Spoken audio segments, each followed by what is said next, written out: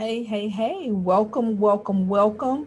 Thank you so much for joining me this morning.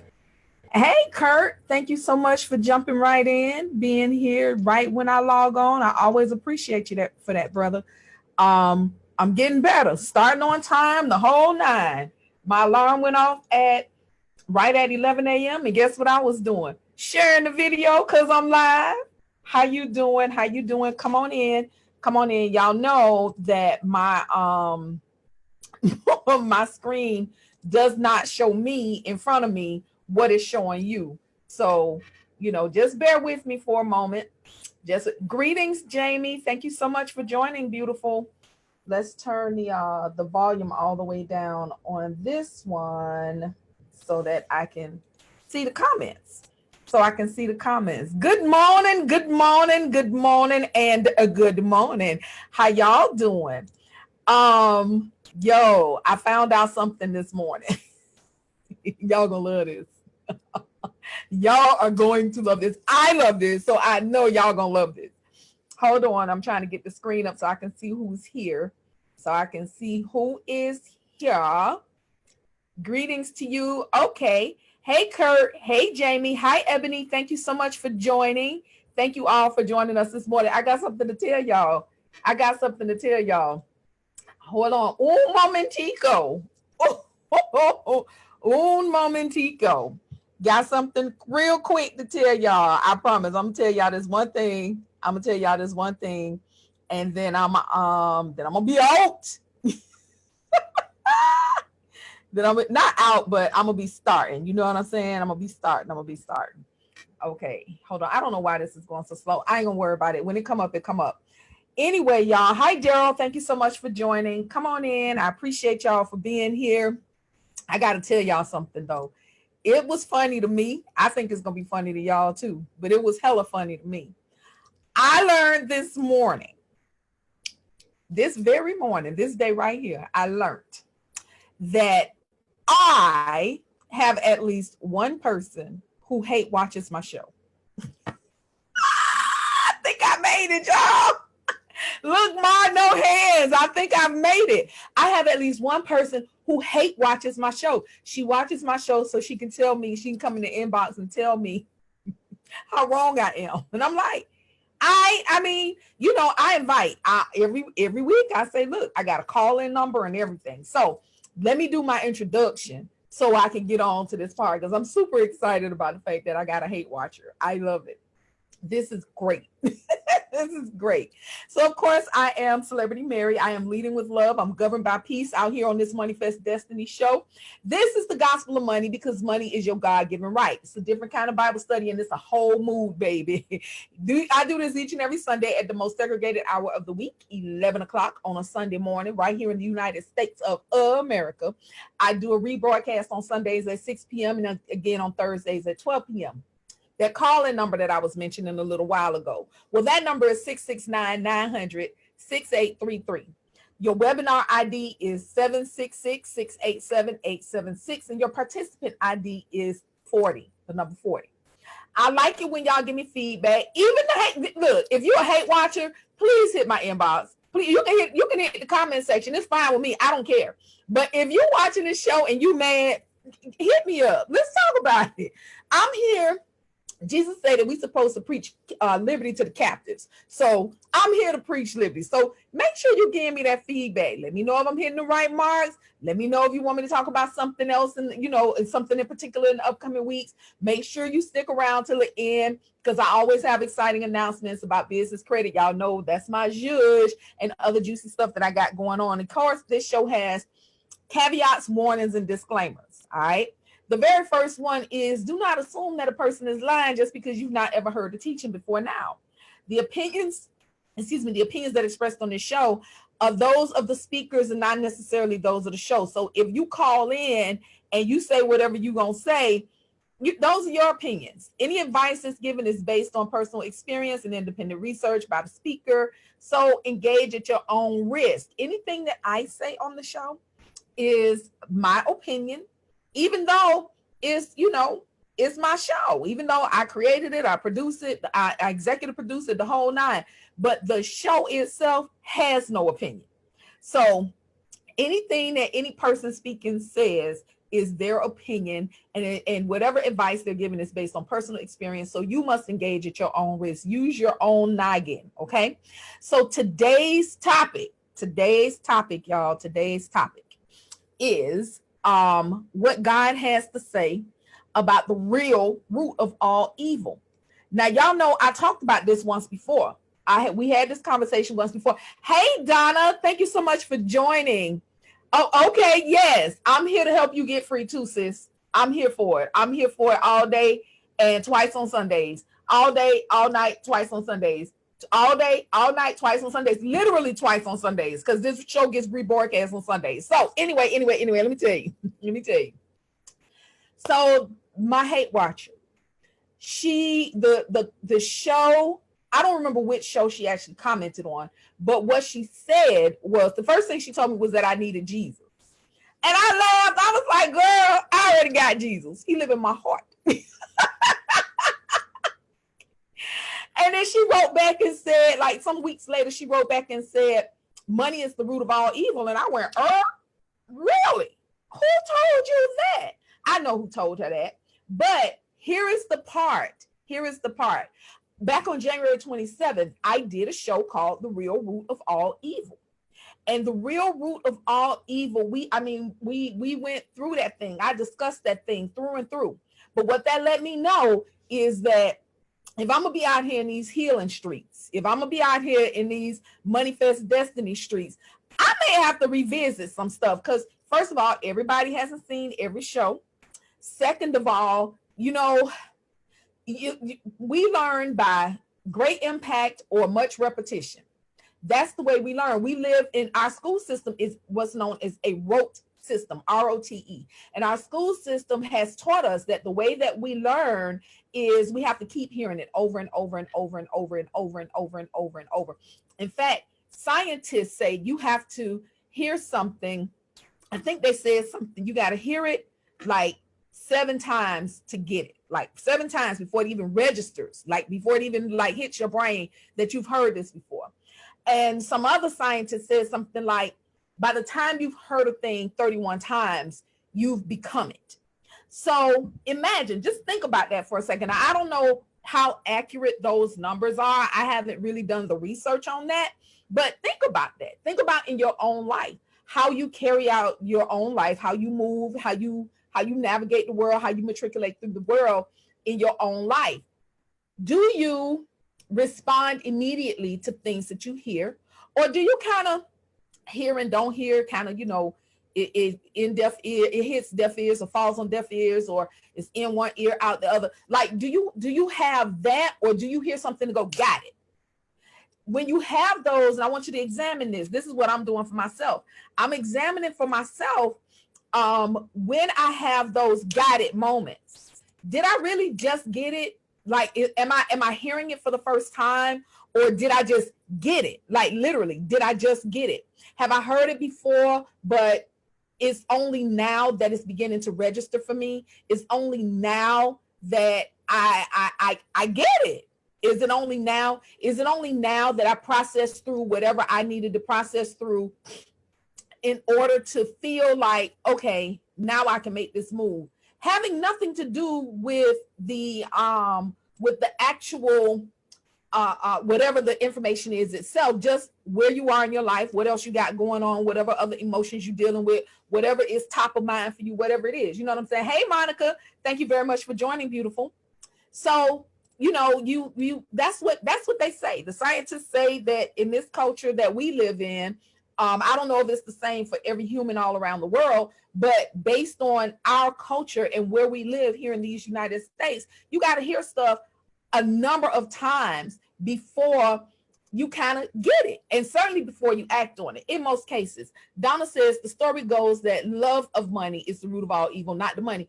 I agree, sis, and that's why we finna go in here. That's what I tried. I shared the scripture with old girl, but we're going to go over that lesson again today. We're going to do it again today because clearly she didn't get it. So look, I got a couple pre-announcements. The first thing that I want to say is make sure that you're following me. Make sure that if you've come across this this live because Facebook just happened to serve it to you, hover over my name a little bit and you'll see you can choose to follow me. When you follow me, make sure that you select see first. That way, whenever I go live, you'll get a notification and you can join us. I'm telling you, it's fun on this side, y'all. We getting it in on this side and it feels real good.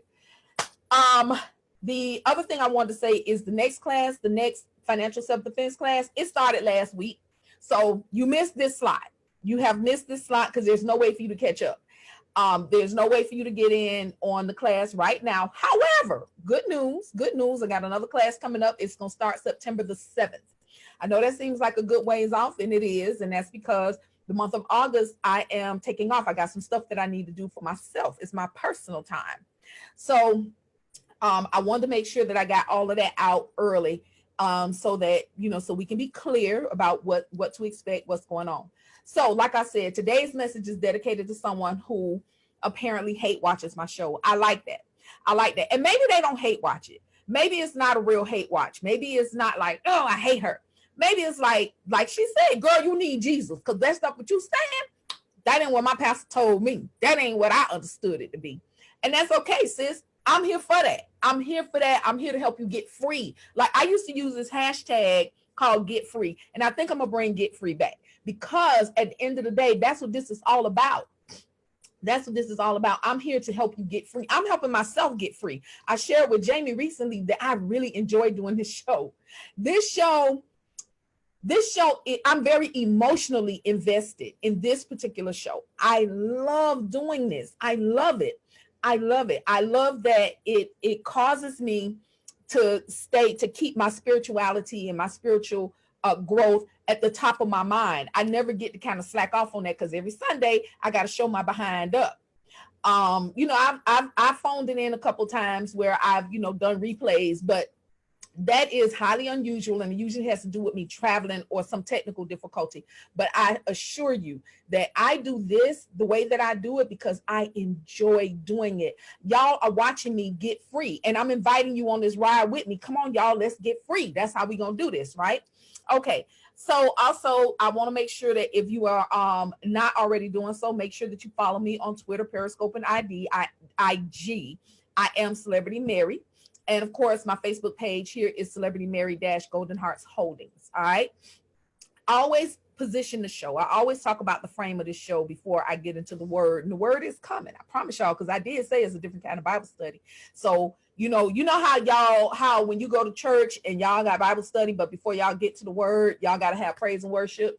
Y'all got to have devotion. Y'all got to have like a number of things that happen before the pastor ever get up and bring the word. Like everybody got to be hyped. Everybody got to be in. Everybody got to be ready. You know how y'all do that in church, right? But it's just like that, except I'm framing the show. I'm helping everybody understand that it's time. You know, we massage your minds right now. You're going to hear some stuff that you might not have heard before. You're going to hear some stuff that you might not agree with. But I promise you, you can check me out down the street.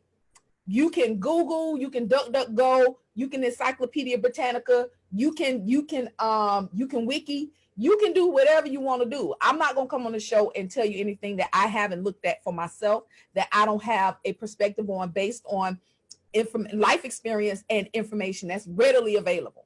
So check me out. It's real cool. So this show, I usually start out talking about the imbalances and the inequities in wealth distribution here in the United States.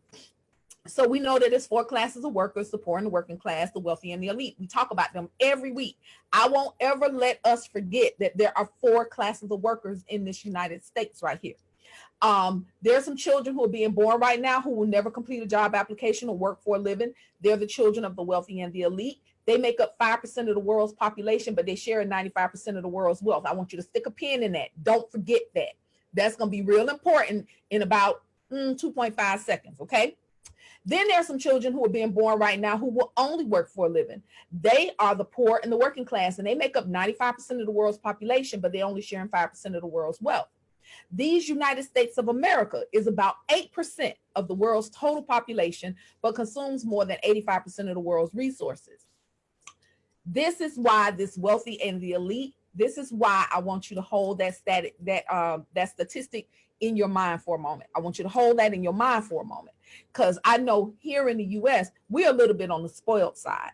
And sometimes we feel like if we don't have this thing, that thing, or the other thing, that we are not amongst the wealthy and the elite. But I'm here to bust that bubble today.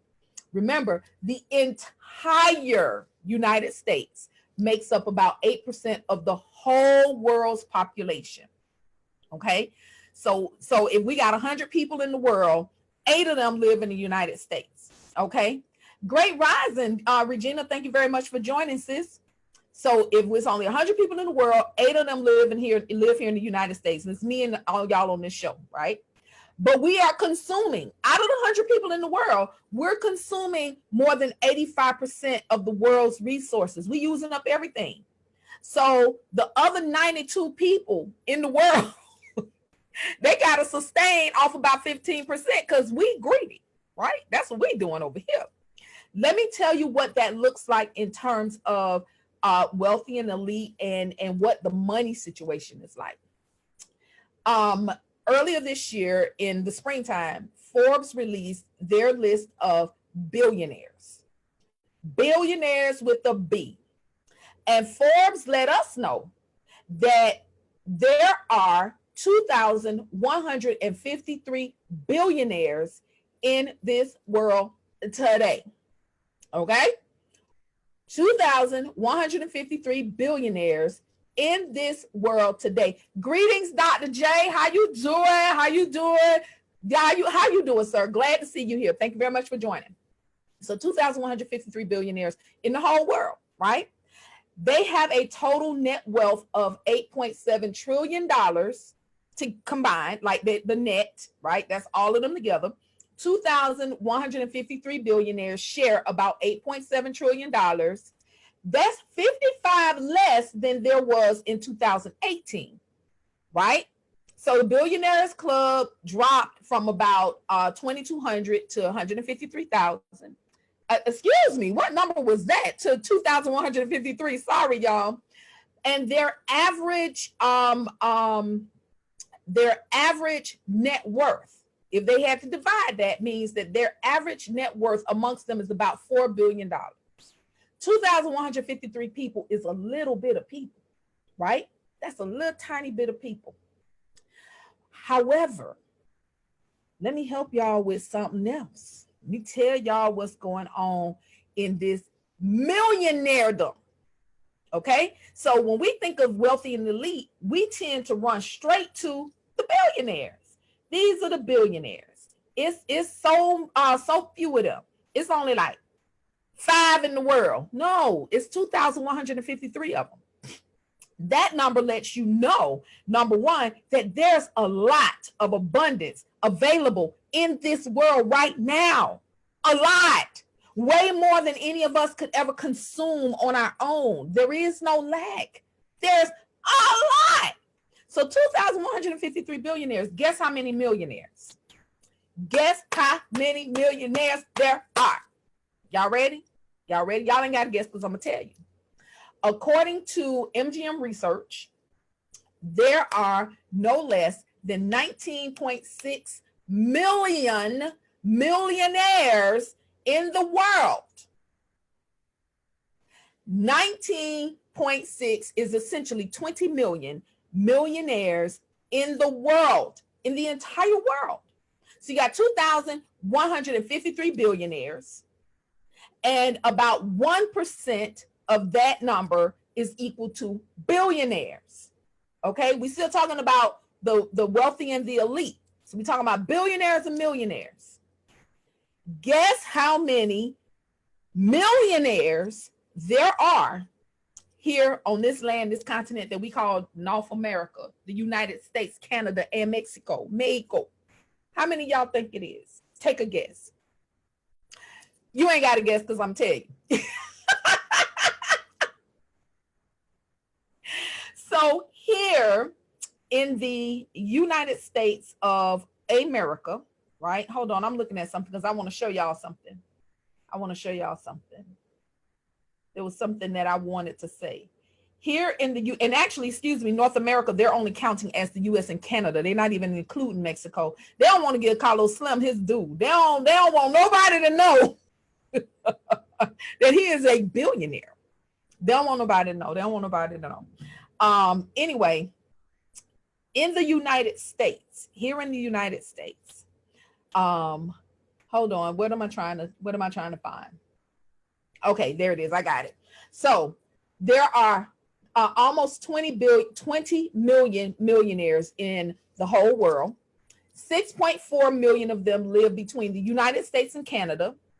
According to the New York Post, though, a study done by Market Insights reports, this is a Chicago-based research firm, said this year, this came out this year, that there are 11.8 million households in the United States alone.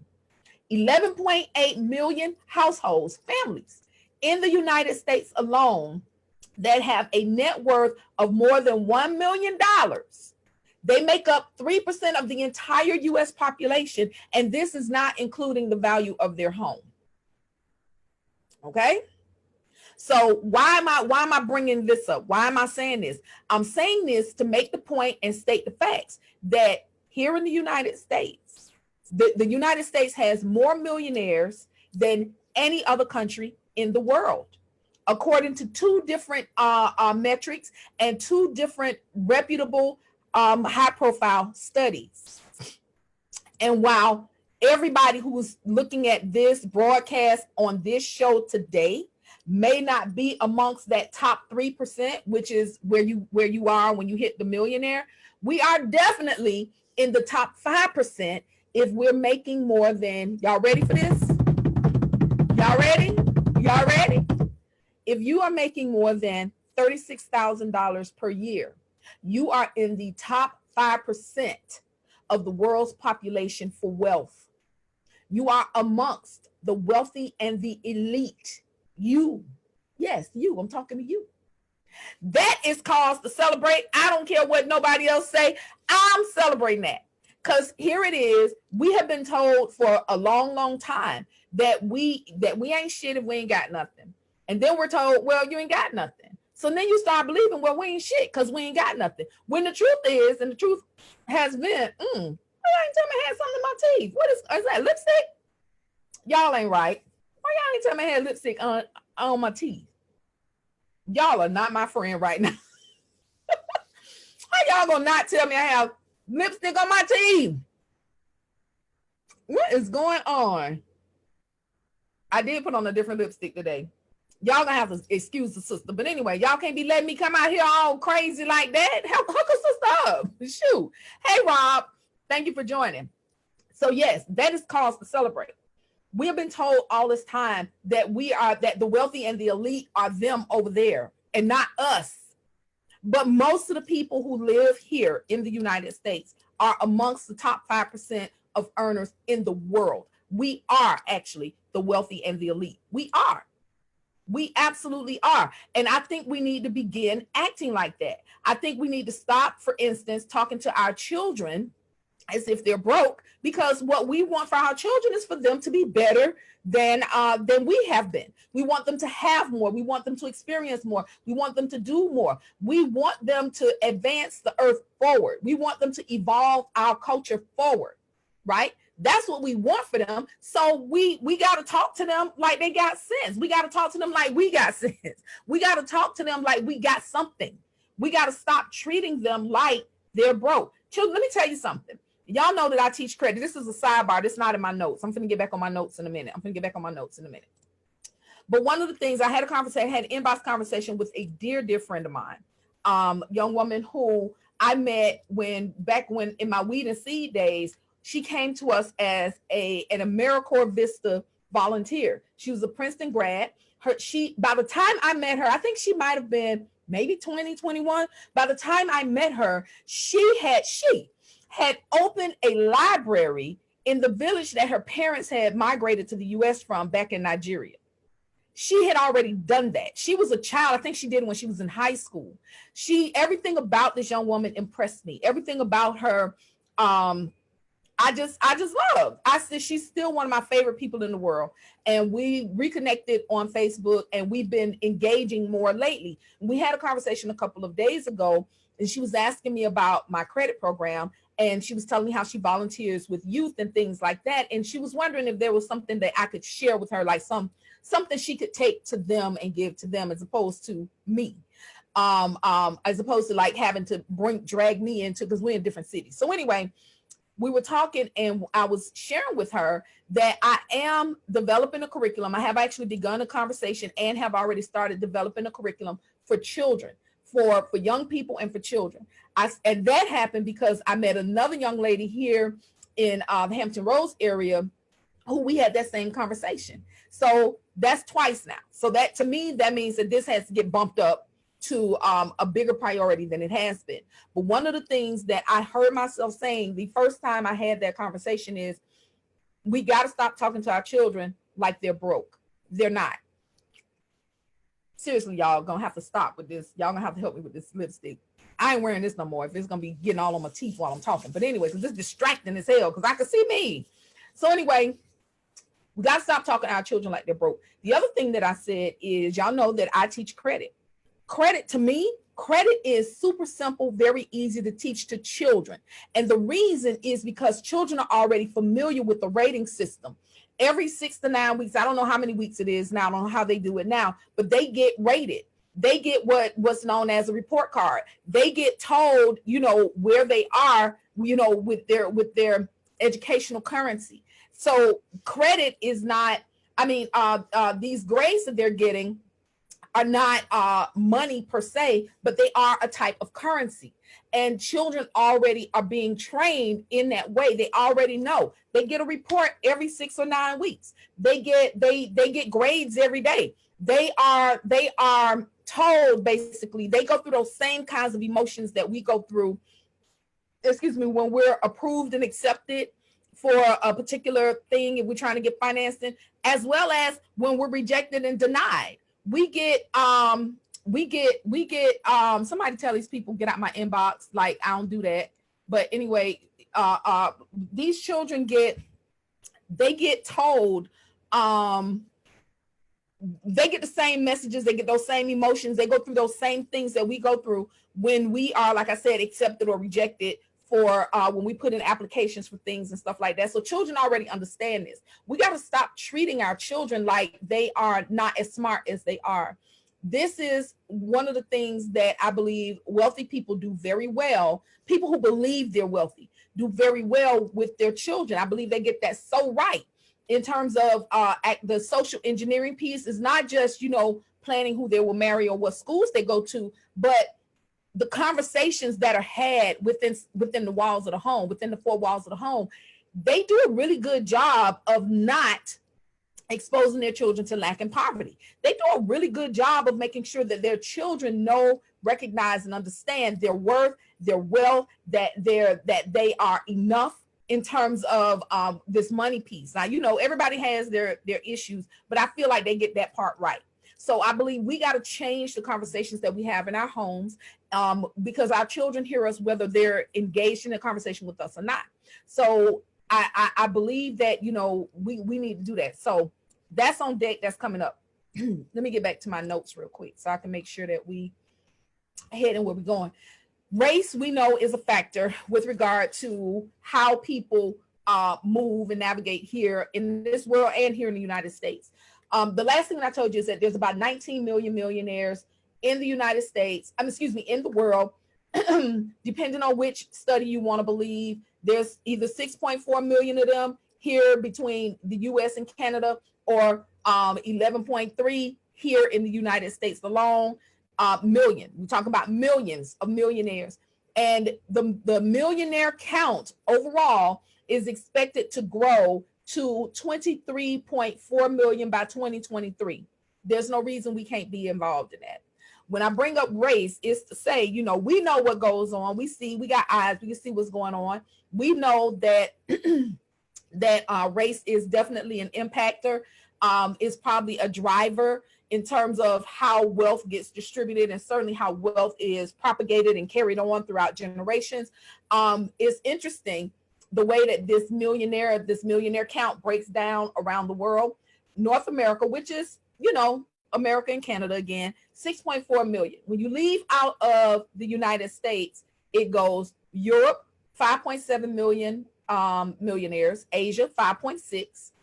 Then it drops all the way down. Latin America, 0.6. So only 600,000 millionaires. In the Middle East, 500,000. Australasia, so that's the Australia really is, I think is what it's supposed to be, is 400,000. Russia is 200,000, and Africa is also 200,000. So, the black and brown people, they're, I'm just saying. So it ain't just us. Even within the millionaires, there's some stuff. So Donna says, yay, you speaking my language, all about our children. Yes, ma'am. Reward orientation is automatic when they start to learn. Even before going to school, family engagement is critical. Talking my language, yes. So Donna, you're an educator, right, Jamie? So I'm assuming you're an educator because you're talking like an educator. And I know Jamie is an educator, and I know you and Jamie is girls. So yes. Like I said, I'm putting that curriculum together because I believe it's critical for us to talk to our children like they got sense, treat them with the respect and the dignity that they deserve, and that we want them to demand when they get out into the world. We demand it for them, and then when they get out into the world, they'll do it. It's like this. Remember how it goes? The teaching model is, I do it, you watch me. We do it together, you learn. You do it, I watch you. Isn't that the model? That's what we're doing. That's what we do every day. When we're in our homes, we're teaching our children. That I would love to have the help, Donna. I would love to have it. Thank you, sis. I appreciate that. Even in our homes, our children, we're modeling behavior for our children. So if the behavior that our children see from us, the words that they hear, the energy that they receive, the deportment, the attitude, how we carry the thing, they learn what we teach them. We model it. And then we start seeing them do it. I remember one time, I promise I'm going to get in this word. I promise, because I know it's already 30 minutes in. I remember my daughter was, she may have been like 4, maybe 5 years old. I remember watching her. I was sitting and I had my legs crossed. And I remember watching her trying to position herself and cross her legs and hold her back in the same way that I did. I was very mindful of my posture when I was coming up so I got pregnant when I was very young, and I went to a school for pregnant girls. And while I was in that school, there was a young lady, there was a teacher named Miss Elam. I think her first name might've been Stephanie, but Miss Elam was my English teacher. And Miss Elam was the one who she pointed out to me that I had good posture. One day, I don't know what was going on, but she was like really just like telling me every wonderful thing about myself that day. I don't know if I was having a bad day. I don't know what was happening, but I remember her saying things like, listen, look at this beautiful hairline that you have. There are people who would kill to have a hairline like that. Look at how beautiful your skin is. There are people who would love to have skin that smooth. Your posture, you sit perfectly. You sit as if you had gone to finishing school. This lady was just like running me down that day. And I remember the feeling. I remember that feeling for a long time. I rarely remember that conversation. I'm recalling it right now as I was, as I'm remembering looking at my daughter who's doing that same thing. And because Miss Elam made that compliment to me about my posture, to this day, I pay attention if I feel like I'm slumping. I remember to straighten up. I remember to keep my chin up. I remember to pull my shoulders back. I remember those things. There was one conversation one time with a lady who I had only a glancing relationship with, because after I had my baby, I went back to my regular school. And I was kind of late learning about my baby. But anyway, that's another story for another day. But our children, we model for our children, whether we know it or not. They do what they see us doing. It doesn't matter what we tell them to do. They do what they see us doing. They just repeat it. They repeat the words that we say. I shared a video on my page the other day. No, I didn't share it. I shared it in a group. I didn't share it on my page. It's a graduation ceremony. It's like kindergarten. and two little girls are graduating. And the teacher is walking them in, and one teacher is in front and she's guiding the little girls, and they walk around the classroom, and there's a little boy in the front who's not graduating. He may be just younger, like it's probably just not time for him to graduate, but he doesn't want to sit down. He don't want to be still. He's kind of up and out his chair. And when the ladies get the little girls situated, and they're sitting there with their little hats on, and they're I forgot what the graduation caps are called, but they're sitting there, they got their little caps, and they doing their little ceremony, and the little boy jumps up and says, "Shut the fuck up, bitch," to the teacher. And I'm like, what did I just watch? The chat, and the teacher then finally turns her attention to him, because when he was bouncing around, she wasn't really paying attention to him. When he did that, she turns her attention to him and says, "Do you need to leave?" or something like that. And he said some more profanity. And finally, his parent came from off camera to, grab him and drag his little behind out. That little boy didn't learn that sitting in that classroom that day. He lives that. He's seen that. There was so many things in that moment. The clip might have been less than a minute, maybe 2 minutes long, maybe because they did do the little ceremony. But our children, we model for our children. Whether we want to model for them or not, we model for them.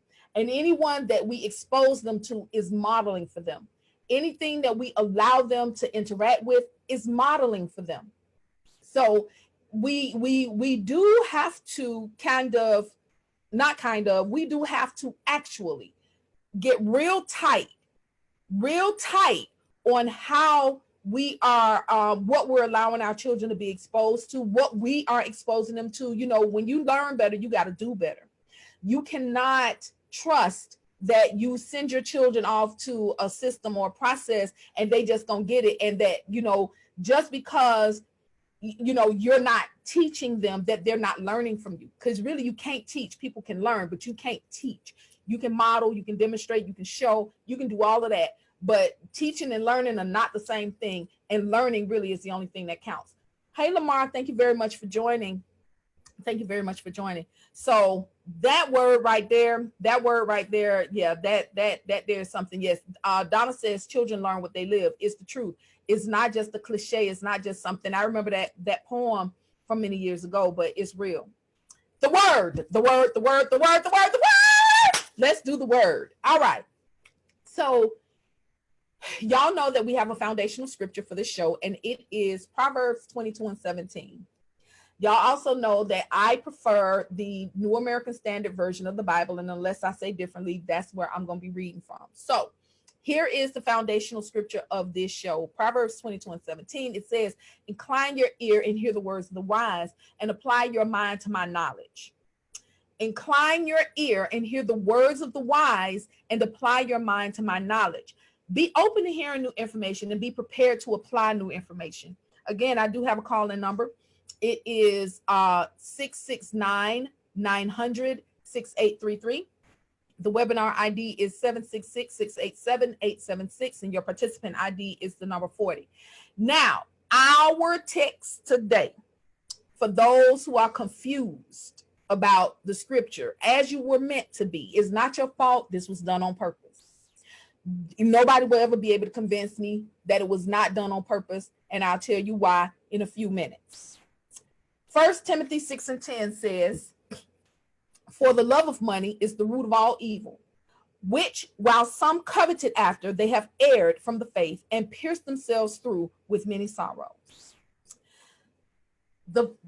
When you look at, so I use Strong's Concordance, and Strong's has numbers, right? So the first thing to know is that this translation is a New Testament translation, so you know that it was translated for us from Greek, right? So we get this English version from the Greek, right? Because that's the New Testament was written in the Greek language, not the Aramaic or Hebrew language as the Old Testament was. So first things first, for the love of money is actually a phrase. Actually, the love of money by itself is a phrase. It is Strong's number G5366. Like I said, you can check me out down the street. It is G5366 in the Strong's Concordance, and it is a Greek word called philarguria. Philarguria. Philarguria. And it is not a word, it is actually a phrase. And the phrase translated directly into English is avarice or love of money. That phrase appears one time in the entire Bible. And the reason it appears one time in the entire Bible is because it is very specific. This phrase, the love of money is the root of all evil. So no one can ever convince me that it was not with malice, forethought, and willful intent that that phrase was shortened to the love of money is the root of all evil. Excuse me, not the love of money. Money is the root of all evil. They cut out a whole phrase. They cut out an entire meaning of a phrase to help you to accept that you should not have money. They did this on purpose. No one will ever be able to convince me of anything different. Nobody will ever be able to get me to believe something different about that. So it opens up with for the love. So the word for is Strong's G1063. And if we run out here, because, you know, so the word for, the way that it's used here, it means because. Seems pretty simple to me. It's a conjunction. It means because. Because. Like, don't that make sense? Don't y'all, it makes sense, right? Because, especially when you put the whole thing back together. So, because the love of money is the root of all evil. So, all means individually, each, every, any, the whole, all of it. That's all. All mean all the time. It never changes.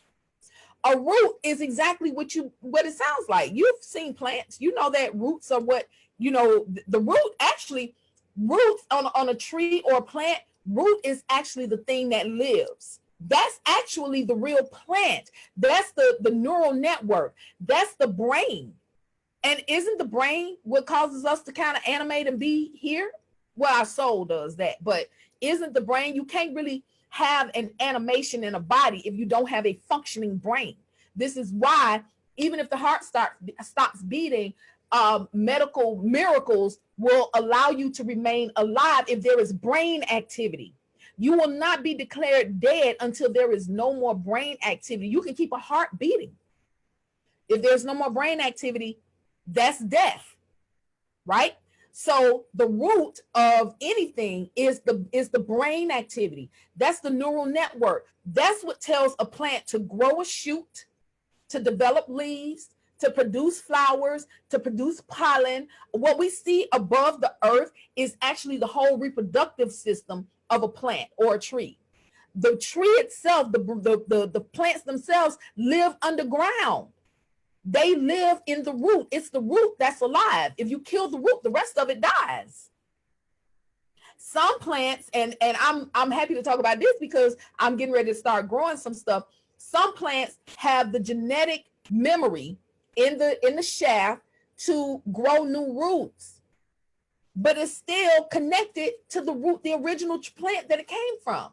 So when we put this all together, because the love of money is the root of all evil, it's the beginning. It's where things kind of come from, where they germinate, where they fester from. This is where it all comes from. It's because of this that is the root of all evil. And there is a colon.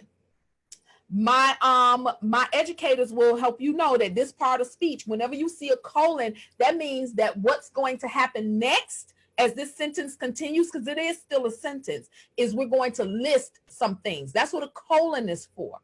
A semicolon is a continuation of a thought or a different thought that's related to the one before it. But a colon says, I'm about to give you a list. So because the love of money is the root of all evil, you see this list of shit that happens after it. While some coveted after, they've erred from the faith, pierced themselves through with many sorrows. Those three things happen because of the love of money. Remember that word avarice? Again, if you philaguria in the Greek means avarice. The direct translation is avarice. The dictionary definition of avarice is extreme greed for wealth or material gain. Extreme greed for wealth or material gain. The people who taught you that it was money that's the root of all evil are really the ones that are practicing avarice. They really are the ones they're willing to kill you or let you die for their own extreme greed for wealth and material gain. They're willing to do that. The roots, that's the root. That's the thing. That's where it comes from. That's where it comes from. So it is not money that's the problem. Money is too fluid a thing for it to ever be a problem. Let me tell you what I mean by that.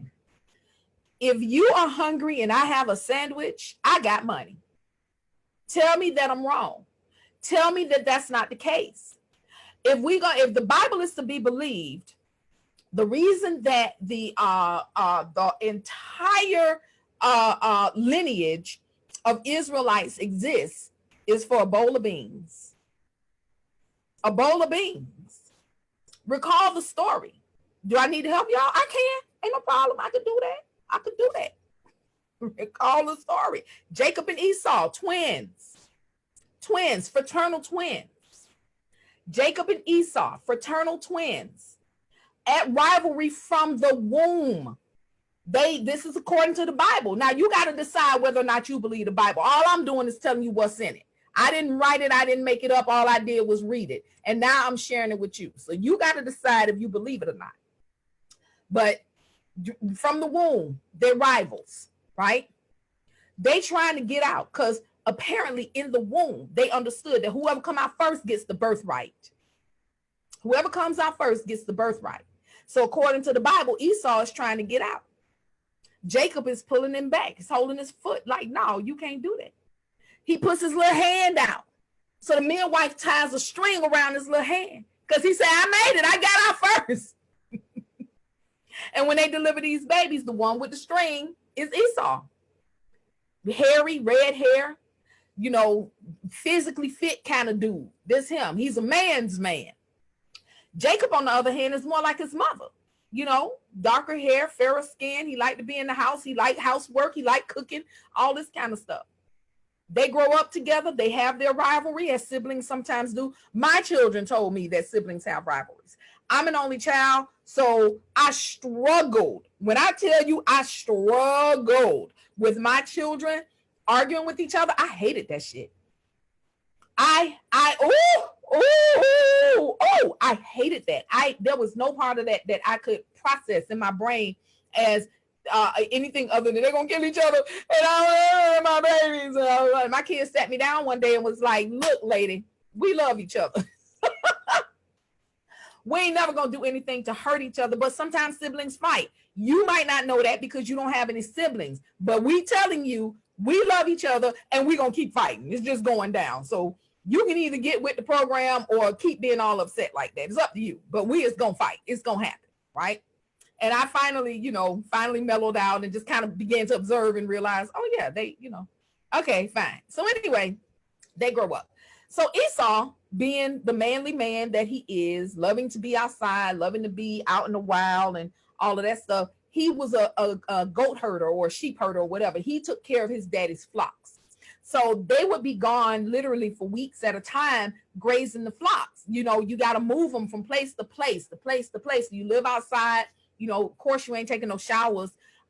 You got to fight off bears and lions. According to David, when he was shepherding his daddy's flocks, he had to kill a real lion and a real bear because they was going to eat the sheep. And that was their money, right? That was their money. And David was actually the youngest. He was the runt of the litter of his family. But that's another story. We'll get into David another time. But here's Esau. He's out doing what he do. He's gone for weeks. He doing all kinds of stuff. And it's time for him to come back. Jacob, of course, is home with his mom. And he's apparently a very good cook. He's learning to cook. This is what his mama's teaching him, but his mama also sees him as the smarter one. I don't know what else to say about that. His name means trickster. He's always been cunning. And so his mom named him, the cunning one. Esau is man of the land or the wild man or something like that. But like he was, they lived their names. So his mama said, I think that blessing should be yours. I think you should be the one to come out. You should be the one to get this here blessing, right? So this what we gonna do. Your brother on his way back, and your daddy getting old and that nigga blind now. And I have tried to tell him, I know what our tradition is, but I keep trying to tell him that all this inheritance, it should go to you, not to your brother. Your brother don't know what to do with this. So this is what we gonna do. You finna go in there, you gonna make you a pot of them beans, them beans that I taught you how to cook. You gonna do it up. You gonna do it up. You finna make a spread so that when your brother gets here, he is going to smell it. And he is going to want it. He ain't gonna be able to control himself because he done been out in them fields for however many weeks that he done been out there, and he hungry.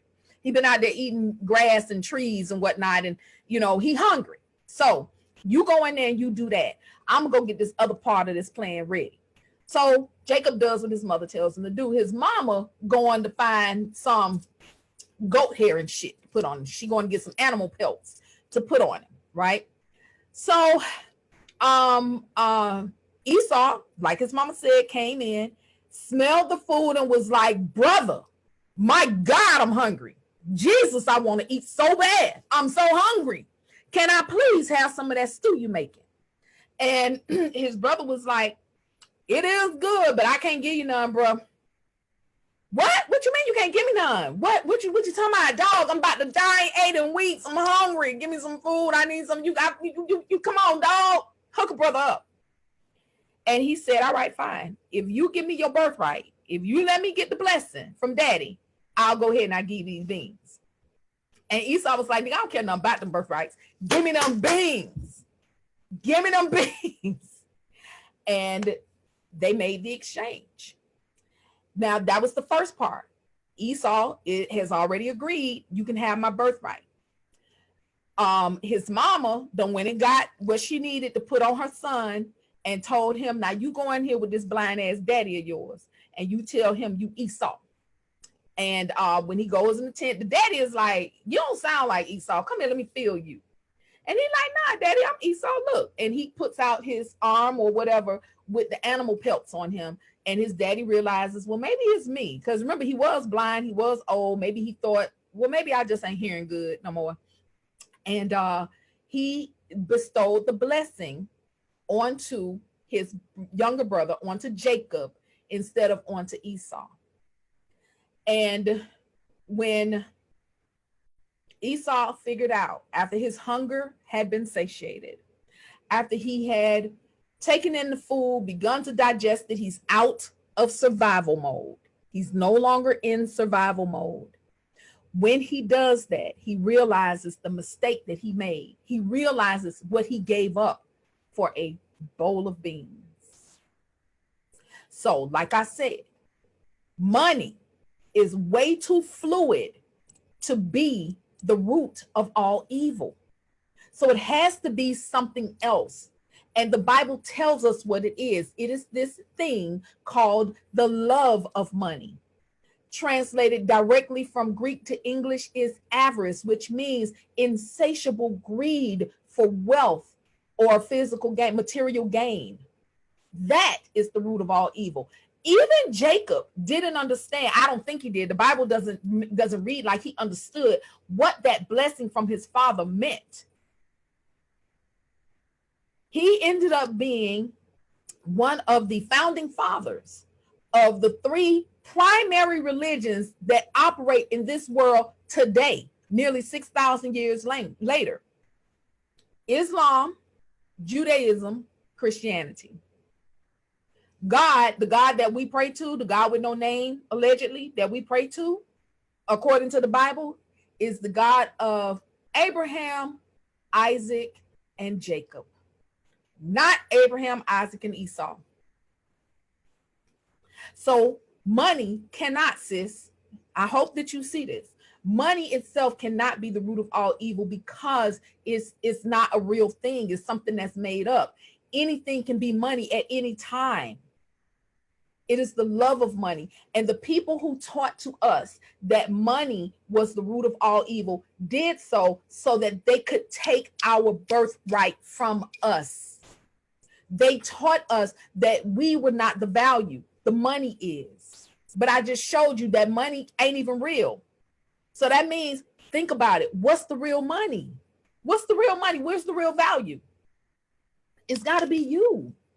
The real value was in Esau and in Jacob. Esau ended up being the father, the wild man, right? He ended up being what they call the wild ass of a man in the earth.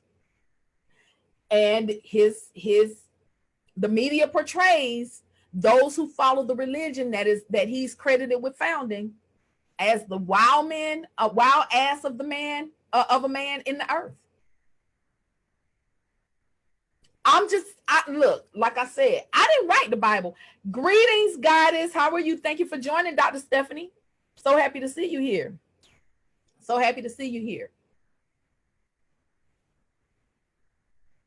Some coveted after this money, and they erred from the faith, and they pierced themselves through with many sorrows.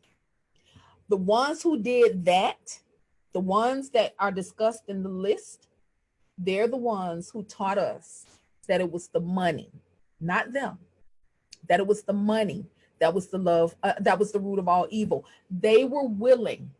This was a pernicious thing that they did. The word pernicious means something that causes death. Like it will infect you to the point that it will cause you to die. It will cause you to be toxic. It is toxic, and it will cause you to die. It is destructive. These were pernicious intentions, and they have been perpetrated on us for many, many, many generations. But I am here today to help you get free. That's what I'm in this earth to do. We all need to be free. And the first thing that we got to do to be free is recognize what the money is. It's us. Not to be flipped, but in all seriousness, what do you think would happen if you decided that you was not going to your job again? And then however many other millions of people who work in the United States made the same decision. What do you think would happen if only 20% of all the people who work in the United States of America decided, I ain't going to work no more? What do you think would happen? What do you think would happen to this economy? What do you think would happen to our money, to our currency? What do you think would happen? Do you see now how you are really the wealth? You're the resource. You know why you're referred to as a resource? Because you are a version of the source. God wanted to know what it was like to experience earth as you. So God poured himself, herself, itself, themselves into all these bodies. All these bodies became us to experience this world that was created. What do you think happens? Why? What do you think happens? All that value, everything, every experience you've had, every thought you've come up with, every idea that you've shooed away, all of that is value. All of that is real wealth. All of that, your culture, your beliefs, the way you're raising your children, the things that you're sharing with your children, the things that you want for your future generations, all of that is the wealth. Stephanie says, Teach says, yes, we are. Yes, we are. We're the resource. So it can never, and so that makes us the money. That's all money is. Money is it's just another resource. It's just a way to get something done. It's a store of value. Guess what? So are you. You're storing knowledge. You're storing emotion. You're storing memories. You're storing intellect. You're sending out energy. You're the wealth. It's you. It's you. It's never been the money. We were sold that bill of goods so that we would not come to our realization. We would refuse to accept responsibility for the lives that we create here on this earth. See, as long as it's somebody else, as long as it's external, as long as it's not us, then we never have to be responsible. We can blame the man or the woman. We could blame everything else. We never have to accept responsibility for the world that we're creating and the legacy that we're leaving behind. Your legacy is right now. Even as you live and breathe, this is your legacy. And no matter what you do, you are going to leave behind another legacy. You get to choose, though, what that legacy is. You get to choose whether your grandchildren, great-grandchildren, and on down into the generations, you get to choose whether or not they start in life with their eyes focused on doing the work that they came into the earth to do, or scratching and surviving. You get to choose.